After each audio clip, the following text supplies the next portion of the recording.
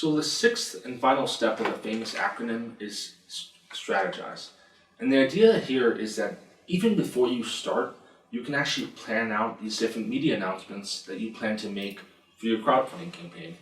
So let's say in the very beginning you decide, announcement number one is the launch of the crowdfunding campaign.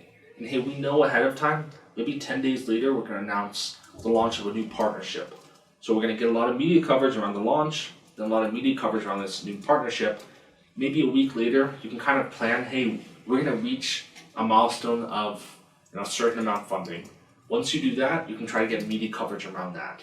Maybe you decide that you hit another milestone, etc., or that you launch a new initiative, etc.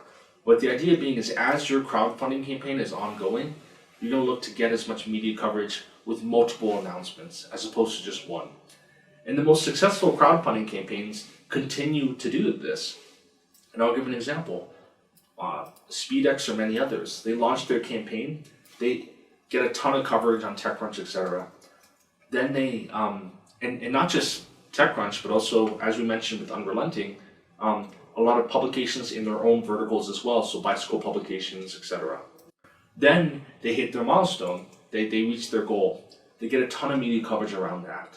Then they get 50% more than their goal, a lot of media coverage around that, and it keeps building upon another. Then they exceed their goal by, let's say, 200%. Well, that's a new milestone, they get a lot of media coverage around that. So by doing this, they're able to continually come with new announcements. In a lot of ways, it's a self-fulfilling prophecy. They make this announcement, they get more support, which then helps reach another milestone, which enables them to make another announcement, and it continues.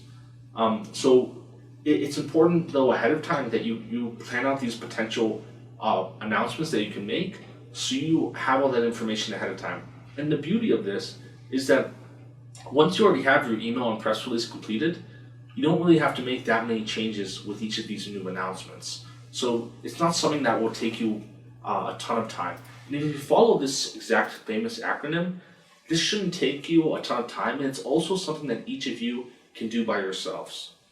So the next slide I'm going to talk about goes into contacting the media. And it's probably the most important slide in this whole presentation, and I'm looking forward to sharing it with you.